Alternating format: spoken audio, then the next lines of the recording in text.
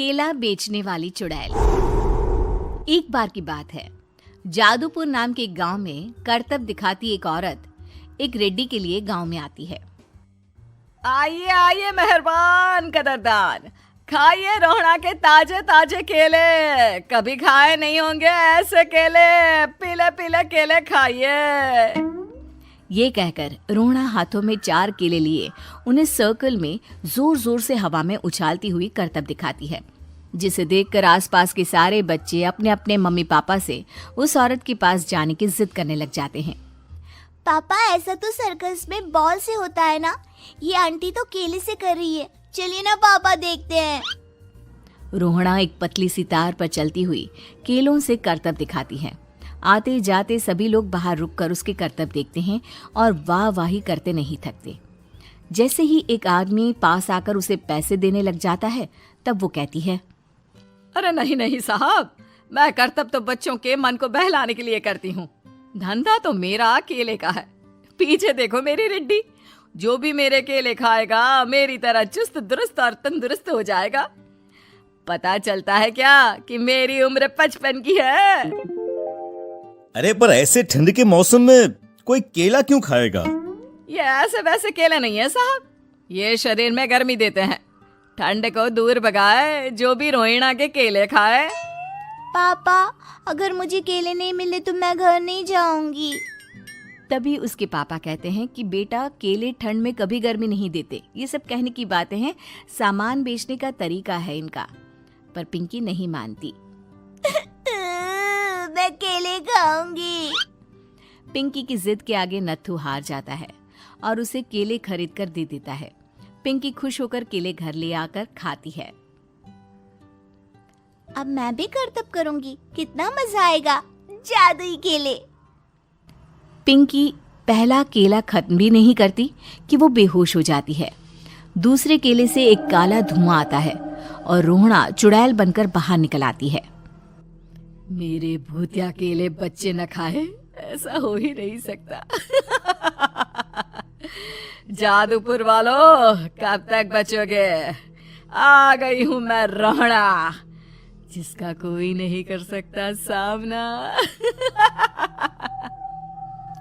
रोहड़ा पिंकी को गोद में उठाकर काले धुएं में कहीं गायब हो जाती है।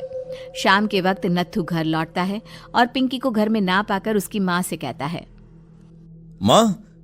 माँ पिंकी कहाँ है? अरे बेटा, उसे तो तू सुबह करतब दिखाने ले गया था ना, फिर कहाँ वापस आए तुम दोनों? मुझे लगा तू उसे अपने साथ मंडी ले गया होगा। हे भगवान, मेरी बच्ची कहाँ गई? मैं उसे घर ही तो छोड़कर गया था माँ। नत्थू गांव के घर कोने में अपनी बेटी को ढूंढता है, पर उसे वो कहीं नहीं मिलती। परेशान होकर आखिर रो रो कर नत्थू हिम्मत हार कर घर लौट आता है। अगली सुबह रोहड़ा फिर से करतब दिखाने आती है और इस बार पिंकी की तरह रोनी केले खरीद लेता है। 50 रुपए दिए थे पापा ने, सारे पैसों की मैंने केले खरीद लिए हैं। अब मैं भी आंटी की तरह ही करतबबाज बन जाऊंगा। यही सोचते हुए रोनी केले खाता है और पहला अकेला केला आधा खत्म भी नहीं करता कि चुड़ैल उसके सामने आ जाती है। मेरे साथ चलने का समय आ गया है रोनी। ये तो बस शुरुआत है। अब इस गांव के सारे बच्चे धीरे धीरे मेरे कब्जे में होंगे, एक बच्चा भी नहीं बचेगा। ये कहकर रोना रोनी को गोद में लेकर काले धुएं में अदृश्य हो जाती है। इसके बाद हर रोज गांव में से कोई ना कोई बच्चा गायब होता, पर ऐसा क्यों हो रहा है किसी को भी समझ में नहीं आ पा रहा था। रोज की तरह अपनी बेटी पिंकी की तलाश में नत्थू गांव के एक तालाब के पास बैठा रो रहा था। कहाँ गई मेरी पिंकी? शकुंतला के जाने के बाद एक वही तो मेरा सहारा थी। अरे उसकी आत्मा कोस रही होगी मुझे कि मैं अपनी बच्ची को संभाल भी नहीं पाया। नत्थू ये कहता हुआ रो ही रहा था कि तभी तालाब में से उसे शकुंतला की आवाज सुनाई देती है। कहाँ थी तुम शकुंतला? हमारी बच्ची और सारे गायब हुए बच्चे रोहड़ा के कब्जे में हैं। वो बच्चों को जो केले देती है उससे बच्चे बेहोश हो जाते हैं और उसके कब्जे में आ जाते हैं और वो उन्हें ले जाकर काली दुनिया में ले जाती है। पर वो ऐसा क्यों कर रही है? ये मैं नहीं जानती, पर उस दुनिया का रास्ता मैं आपको बता सकती हूँ। जहां ये नदी खत्म होती है वहां एक केले का पेड़ है, उसके नीचे एक दरवाजा है, वहीं से रास्ता जाता है उस दुनिया का। ये कहकर शकुंतला की आत्मा गायब हो जाती है। गांव के सभी लोग झुंड बनाकर उसी रास्ते से काली दुनिया में चले जाते हैं और वहां देखते हैं कि सारे बच्चे वहां काम कर रहे थे। पापा मुझे ले चलो यहाँ से। पापा पापा। सभी बच्चे अपने मम्मी पापा से लिपट जाते हैं। तो तुम लोग यहाँ तक आ गए? क्यों हमारे बच्चों को पकड़ लिया तूने? तुझे शिकार ही बनाना है तो ले, हम सब आ गए हैं, हमें खा ले। नहीं, मुझे बच्चे चाहिए। मेरे बच्चे के बदले तुम लोगों के बच्चे। क्या मतलब? मैं इसी गांव में रहने वाली एक औरत थी। केले की चोरी के इल्जाम में मेरे बेटे को गांव वालों ने इतना मारा कि वो मर गया। उसी दिन मैंने ठान लिया कि गांव वालों का भी वही हाल करूंगी।